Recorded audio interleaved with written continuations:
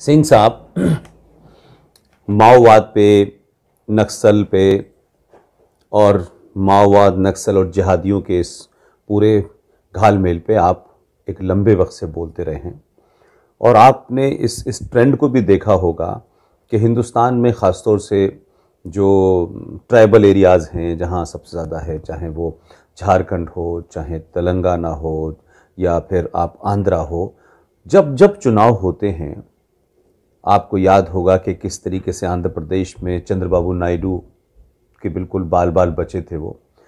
तो क्या आपको लगता है कि ये जो अभी हाल में छत्तीसगढ़ के अंदर एक बड़ा हमला माओवादियों ने किया है जिसमें 22 से ज़्यादा जवान घायल हुए हैं और ये घटनाएं बीच में होती हैं, जवान शहीद हो जाते हैं, फिर उस पर कुछ लीपापोती होती है, बात बढ़ जाती है, आखिर ये खूनी विचारधारा, ये जो रेड कॉरिडोर और ग्रीन कॉरिडोर का जो घालमेल है, इसको आप क्या, जो हल्का सा मुझे लगता है, क्या इस पूरे हमले के पीछे बंगाल के चुनाव में राष्ट्रवादी ताकतों की बढ़ती हस्ती और एंटी इंडिया माओवादी और जिहादियों की जो स्थिति है वो कमज़ोर है, उसके रिपरकशन में ये उस स्टेट में कराया गया है जहां कांग्रेस है?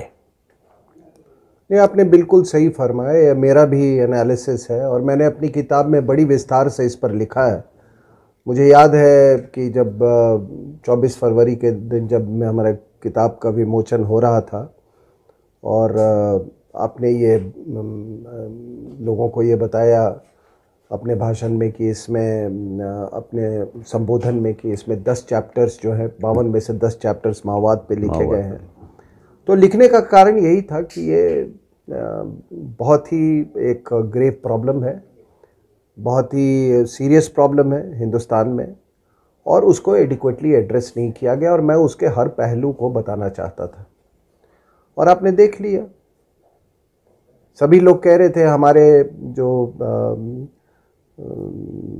रक्षा मंत्री हैं, जिस समय वो गृह मंत्री थे, राजनाथ सिंह साहब की बात कर रहा हूँ, मुझे याद है कि उन्होंने एक वक्तव्य दिया था, या उन्होंने एक तरह से घोषणा की थी कि मैं 2 साल के अंदर में माओवाद को जड़ से समाप्त कर दूंगा, लेकिन वो समाप्त हुआ नहीं। हाँ, ये ज़रूर है कि आप कुछ आंकड़े बदलते रहते हैं कि 600 जिलों में से 630 जिलों में से अभी 200 जिले हो गए, 200 जिलों से घट के वो 180 हो गए, 100, वो आंकड़ों की बात है। लेकिन जो इनका जो मेन सिटाडेल्स है, जैसे कि आपका गया का फॉरेस्टेड एरिया हो गया, या ये आपका मलकानगिरी का एरिया हो गया, गद्र चिरौरी का एरिया हो गया, अबूझबड़ फॉरेस्ट एरिया का जो है, उनमें उसमें कोई मुझे कमी नहीं दिख रही है। और अर्बन माओवादियों का जो पैठ है और उनकी जो रीच है और उनकी जो गतिविधियां हैं पहले से कहीं ज़्यादा बढ़ गई हैं। और पहली बार ये भी देखा गया इस दौरान में, खास करके मोदी साहब के आने के बाद, कि ये जितने ताकतें हैं, जिसने आपने राष्ट्रवादी ताकतें बोला, तो नेशनलिस्ट फोर्सेस, तो आजकल लोग बड़े दे टेक एन ऑफेंस कि आप कहो कि एंटी नेशनल फोर्सेस, तो पूछते हैं कि कौन एंटी नेशनल फोर्सेस है? तो यही एंटी नेशनल फोर्सेस है, नेशनलिस्ट फोर्सेस। अगर आप मुझसे ये पूछे, क्योंकि जो इस मिट्टी में, जो यहाँ की संस्कृति, यहाँ की भाषा, यहाँ की सेक्रेट ज्योग्राफी, जिनके एंसेस्टर्स यहाँ पे हैं, दे आर नेशनलिस्ट फोर्सेस। और जो इस दायरे के बाहर सोचते हैं जो लोग, और जिस दायरे के बाहर की ताकतों के लिए काम करते हैं, वो एंटी नेशनल फोर्सेस हैं।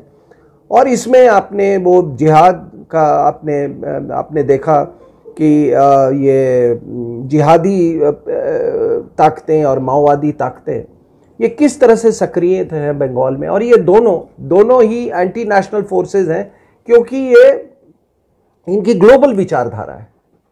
जिस तरह से जिहाद उम्मा में, कैलिफेट में विश्वास करती है, गजवाए हिंद में विश्वास करती है, उसी तरीके से ये इंटरनेशनल जो ये अपने लेफ्टिस्ट हैं, या जो कम्युनिस्ट विचारधारा है, वामपंथी विचारधारा, इनकी भी ग्लोबल व्यू है। इनकी तो पार्टी का नाम ही कम्युनिस्ट पार्टी ऑफ इंडिया। और आपको उसमें मैं नहीं जाना चाहता कि एक इनके लीडर होता था शुरुआती के दिनों में, 30 के दशक में, जब अभी ये फॉर्मेशन हो ही रही थी यहाँ पर, उसने ये उसने सुझाव दिया था सर, और कानपुर में इनका अधिवेशन हो रहा था। उसने कहा था कि उसको हम इंडियन कम्युनिस्ट पार्टी बोले। उसको सर इन्होंने मार पीट के मंच से उतार दिया, और तब उसके उपरांत इन्होंने कम्युनिस्ट पार्टी ऑफ इंडिया रखा। So this is what is the international forces. Bengal का ही मिसाल ले लें आप। ज्योति बासु को जब बोला गया था कि वहां बंगाल से इतने सारे घुसपैठी आ रहे हैं, तो उन्होंने क्या कहा? बांग्लादेश से, बांग्लादेश से जी जी। उन्होंने क्या कहा था? उन्होंने कहा था कि मैं भारत के प्रोलिटेरिएट और बांग्लादेश के प्रोलिटेरिएट में कोई अंतर नहीं मानता हूं। आप समझ रहे हैं? दोनों जगह के मजदूर। हाँ, अगर वो जिंदा होते तो वो रोहिंग्या को भी बोलते कि मैं वहां के भी प्रोलिटेरिएट को अलग नहीं मानता। कलकत्ता की सड़कों पे, फुटपाथ पे देखा है किस तरीके से हशर किया हुआ है। तो ये वो बाकी उनके लिए पूरी दुनिया प्रोलेटेरिएट थी। तो ये एंटी नेशनल फोर्सेस कहीं शायद उनको लग रहा है कि वो हार की स्थिति में है। इसलिए मैंने हर चुनाव के पहले देखा कि इस तरह की बड़ी बड़ी हमलाएं होती हैं। आप 2013 का वो याद कर लीजिए, जब ये दरबा में मैसेकर हुआ था, बीसी शुक्ला और ये पूरी कांग्रेस लीडरशिप वाइप आउट हुई थी। तो आप याद करना कि जब ये विदेशी महिला जब पावर में आई थी, इसको कितने 147 148 सीट थे। ये तो ऐसे इस तरह से स्ट्रट कर रही थी पूरे इंडियन पॉलिटिकल स्टेज पर, जैसे कि पता नहीं ये कौन सी 400 सीट लेके चली आई है। तब इसको आप वो विजुअल फुटेज आप निकाल सकते हो कि ये जो ज्योति बासु, जो एक इंटरनेशनल कम्युनिस्ट था, उसने इस विदेशी महिला को बोला था कि madam now you rule for 5 years, क्योंकि विदेशी महिला भी वही है। मैं इसलिए कह रहा हूं क्योंकि विदेशी महिला का नेशनल एडवाइजरी काउंसिल जो था वो पैक्ट विद माओइस्ट। राइट। इसका बेटा जो है, आपने देखा कैसे ये टुकड़े टुकड़े गैंग के साथ खड़ा था। उसमें माओवादी भी थे, वो आयशा भी था उसमें, जो कि स्टूडेंट विंग है ये माओवादी का। उसमें जिहादी भी थे, उसमें सभी तत्व थे। तो इस महिला को तो सबको मालूम है कि चर्च के साथ इसके क्या लिंक्स है।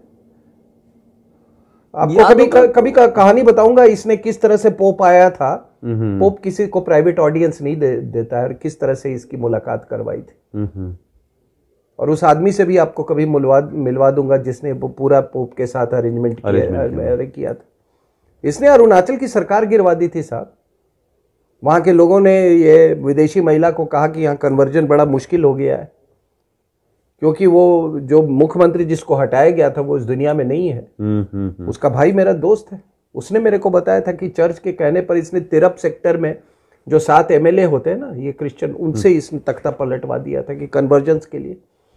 तो ये विदेशी महिला और जो जिहादी ताकतें हैं, चर्च और ये आपके वामपंथी ताकतें, ये सारे के सारे एक साथ में इकट्ठे हो गए। तो ये हमला, मैं ये नहीं कह रहा कि मुझे आश्चर्य नहीं हुआ, लेकिन मैंने पैटर्न वो जरूर फॉलो कर रहा है। दूसरी बात, जस्ट 48 और 72 आवर्स बिफोर उसके एक मैसिव क्रैकडाउन हुआ है अर्बन माओइस्ट पे, तेलंगाना में और आंध्र प्रदेश, वो भी हमने देखा हुआ है। तो ये इसमें कोई शक की बात नहीं है कि ये पूरा इलेक्शन के टाइमिंग। और मैं बता दूं, कोई इस हमाम में सभी नंगे हैं। ये जितने समाजवादी और ये जो ट्राइबल नेता, शिबू सोरेन ने एक बार 15 MLAs के साथ सरकार बनाई थी, उसमें 8 सीट्स ही ओड टू द माओइस्ट। ठीक है सर। छत्तीसगढ़ में जो भी सरकार बनी है, जस्ट इलेक्शंस के पहले ये विदेशी महिला का लेफ्टिनेंट है राज बब्बर, वो वहां पे जाता है और वो वहां पे अपने भाषण में कहता है कि ये माओवादी लोग हैं, वो क्रांतिकारी हैं। तो उसके कहने का ये क्या तात्पर्य है कि जितने कांग्रेसी लोग मारे गए वो दरबा मैसेकर में, उनको क्रांतिकारियों ने मारा। महेंद्र कर्मा, वो सारे क्रांतिकारी लोग थे। इसका मतलब कहीं ये कुछ कांग्रेस में तत्व थे जिसके साथ विदेशी महिला का वो कंफर्ट लेवल नहीं था, सैक्रिफाइस कर दिया। और वो ही नहीं, वो लेफ्टिनेंट ने, वो राज बब्बर ने क्या बोला, उसके बाद जब सरकार गठित हुई है छत्तीसगढ़ में, छत्तीसगढ़ में, तो उसका जो ये जो पूरा मैसेकर हुआ था जिसमें महेंद्र कर्मा और ये मारे गए थे, जिस पर सबसे ज्यादा शक की सुई थी, उसको आज उद्योग मंत्री वहां बना दिया है छत्तीसगढ़ में, इस विदेशी महिला ने। वो पैसे की उगाही करता है। माओइस्ट को अब कोई फंडिंग की जरूरत नहीं है, फंडिंग वहीं से है, उगाई जा रही, because it's a very mineral rich area. और ये जो उद्योग मंत्री है ना, इसको लिखना आता है ना पढ़ना आता है। मैं इसका कवासी लखमा इसका नाम है। यस। और ये चीजें मैं आज आपके साथ में धार गया था, आज से 2-3 साल पहले, उस समय भी मैंने ये बात कही थी। और ये जो इसकी बेटा का मैंने बोल दिया, इसकी पुत्री का मैंने बोल दिया, ये इसका बाप जो है वो खुद बहुत बड़ा माओवादी था, अल्ट्रा लेफ्टिस्ट। ये मुसोलिनी के आर्मी में था, ये सार्जेंट था। और आपको मालूम है कि POW इसको ले लिया गया था। और कम्युनिस्ट का एक चीज़ है कि वो इंडोक्ट्रिनेट करते हैं, वो आपका पूरी मानसिकता बदल देते हैं। 2 साल में, बाकी लोगों को 4 साल के बाद छोड़ा, इसको 2 साल के बाद ही छोड़ दिया। उसके बाद वो इटली में आके पूरा अंडरग्राउंड मूवमेंट चला रहा था। अभी भी ये जो अल्ट्रा लेफ्टिस्ट फोर्सेस हैं फ्रांस में, जर्मनी में, इटली में, they are very very active. और पूरा इनका लिंकेज है हमारे यहाँ से। तभी तो आपने देखा होगा कि वो 2 इटालियन, पॉल बॉस्को और एक क्लोड एंजेलो, ऐसे नाम, वो छत्तीसगढ़ में वहां पर थे, पकड़े गए थे। ग्राहम स्टेन्स क्या कर रहा था? ग्राहम स्टेन्स वो ऑस्ट्रेलिया में, मतलब यहाँ वो एक और आप केरला के किसी कोस्ट पर 2 इटालियन नाविक थे, उन्होंने भी किसी को मार दिया था, याद है आपको? वो एक दूसरा केस था, that was a different case. But ये 2 इटालियन और 10 फ्रेंच टूरिस्ट को बिहार से डिपोर्ट किया गया था। They were trying to link with the Maoist in Bihar. Okay, समझ रहे हैं? और ये इसका आपने देखो, ये जो ये नालायक जो था, ये ग्राहम स्टेन्स क्या कर रहा था? ये वहां पे ये कन्वर्जन मिला और इसकी बीबी को पद्मश्री दिलवाया इस विदेशी महिला ने। यानी जो आदमी उस कन्वर्जन के खिलाफ लड़ रहा है, उसे आपने फंसा के जेल में डाल दिया। हाँ। उस दारा सिंह को। और आप ताज्जुब की बात, जैसे एक लाइन जोड़ दूं, इस दिल्ली के अंदर हजारों लोगों को आप पैरोल दे रहे हैं और वो 20 साल से जेल में हो, उसको माता पिता के अंतिम संस्कार के लिए पैरोल नहीं दिया गया दारा सिंह को। ये अजीब ट्रेजेडी है इस देश में। लक्ष्मी नंदा सरस्वती को, he was killed by the Maoist cadres। और ये कौन माओइस्ट कार्डर्स थे? वो माओइस्ट कार्डर्स जो कि क्रिश्चियन बन चुके थे। उसमें लक्ष्मी नंदा सरस्वती को इसलिए मारा कि वो कन्वर्जन्स को रोक रहा था।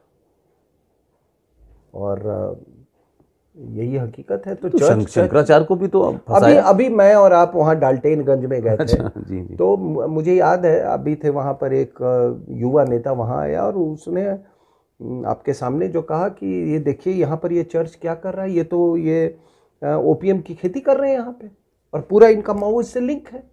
और क्यों है? तो सिर्फ इसलिए कि एरिया डिस्टेबलाइज रहे, हिंदुस्तान की सरकार का रिट वहाँ तक नहीं पहुँचे, और रिट नहीं पहुँचेगा तो इनका कन्वर्जन का काम चलता रहेगा। दूसरा, आपको कुछ आर्थिक कारण भी है।